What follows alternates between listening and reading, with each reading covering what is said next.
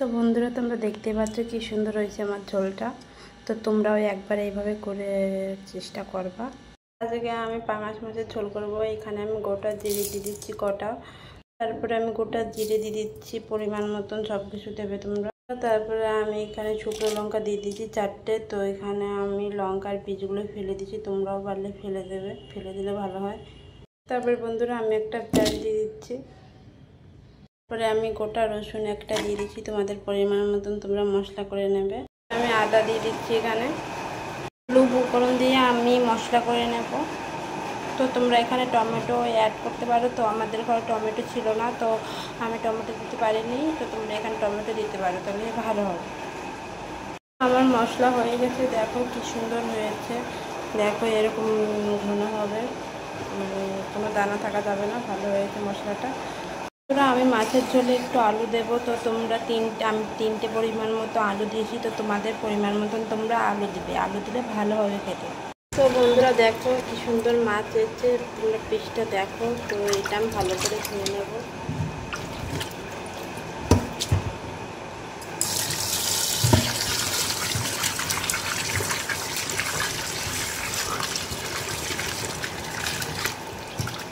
তো বন্ধুরা এরকম কষলায় কষলায় ধুয়ে নিতে হবে। তো তোমরাও আমার মতো আমি যেভাবে করে ধুয়ে নিচ্ছি, তো তোমরাও নেবে।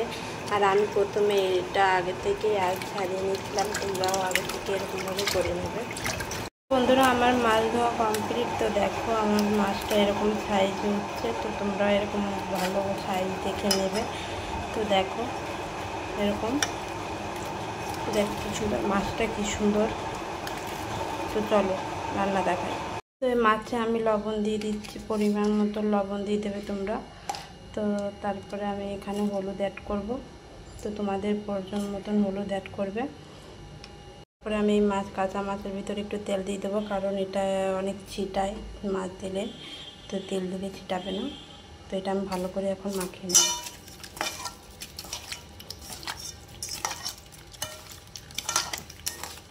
ভালোভাবে মাছের ভিতরে নুন তেল ভালো করে মাখিয়ে নেবে, কারণ এটাই মেইন। যদি নুন ঠিক মতো না হয় তাহলে স্বাদ আসবে না। তো এরকমভাবে মাখিয়ে নেবে আমার মতন। দেখো তো আমার মাখা কমপ্লিট।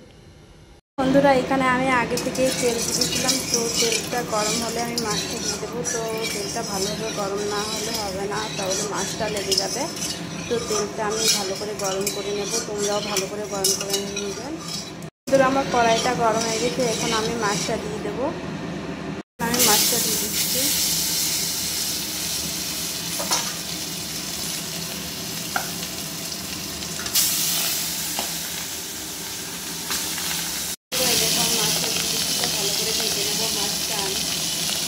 আমার মাছ একটু ভাজা হয়ে গেছে, তো আমি ভালোভাবে ওপরে চৌপিস করে দেবো।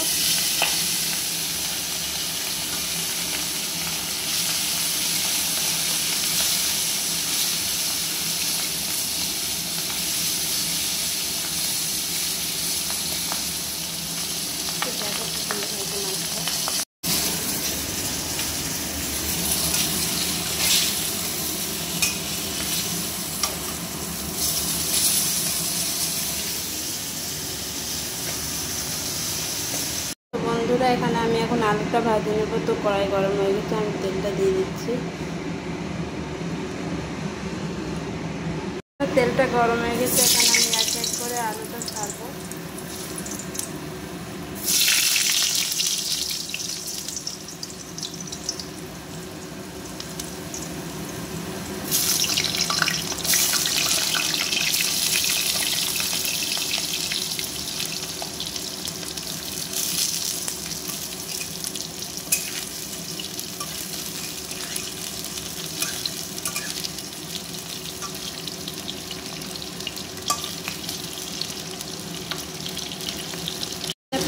পরিমাণ মতো লবণ দিয়ে দিচ্ছি, আমি দিয়ে দিচ্ছি।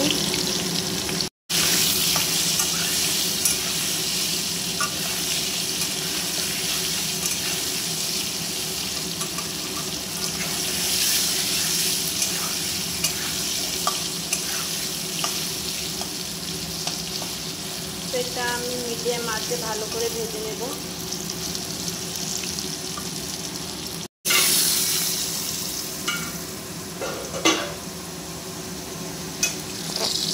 তো বন্ধুরা তোমরা দেখতে পাচ্ছ আমার আলুটা কি সুন্দর লাল লাল হয়ে গেছে। তো এরকমভাবে লাল লাল করে ভেজে নেবে আলুটা তোমরাও, কারণ আলুটা তো সিদ্ধ হবে না।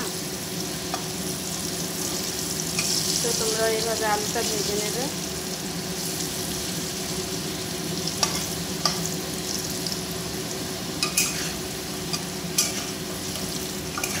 বন্ধুরা আমার আলুটা ভাজা কমপ্লিট। বন্ধুরা আমি আলুটা নিয়ে নিয়েছি। তো সেই আলুর তেলেই আমি এই যে এখন এটা দিয়ে দেবো। তেজপাতা দিয়েছি, আর একটু গোটা জিরে দিয়েছি।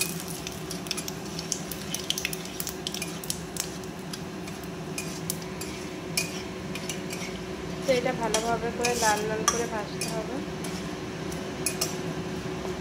এখানে আমার লাল লাল করে হয়ে গেছে।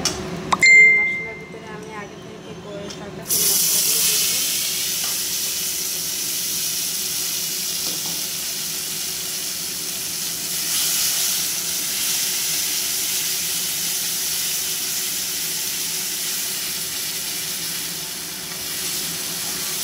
ভিতরে একটু মশলা ধোয়া জলটা দিয়ে দেবো, হালকা পরিমাণ মতো লবণ দিয়ে দিচ্ছি। মশলাটা ভালোভাবে কষিয়ে নিতে হবে। তো এখানে আমি কাশ্মীরি লঙ্কার গুঁড়ো দিয়ে দিচ্ছি, হালকা কাশ্মীরি লঙ্কার গুঁড়ো দিয়ে দিচ্ছি আমি এখানে।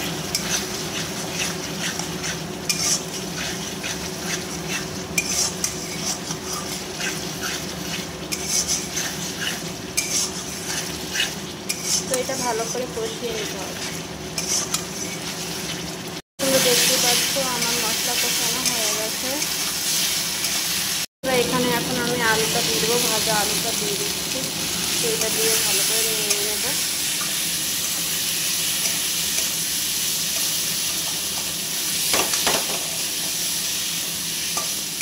তারপরে একটু সামান্য জল দিয়ে আমি একটু নেড়ে চেড়ে নেব।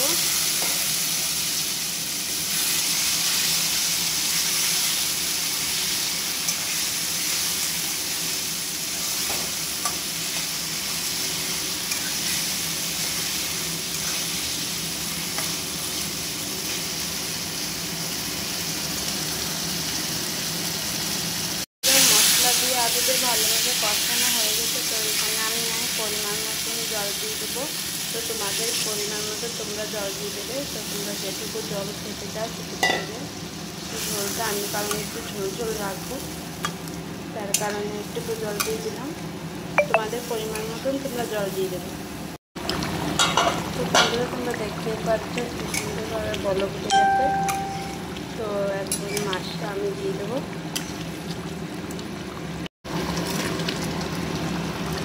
তো বন্ধুরা মাছটা দিয়ে একটু নেড়ে নেব। সেটা কিছুক্ষণ ফুটবে, তারপরে আমি নামিয়ে নেব।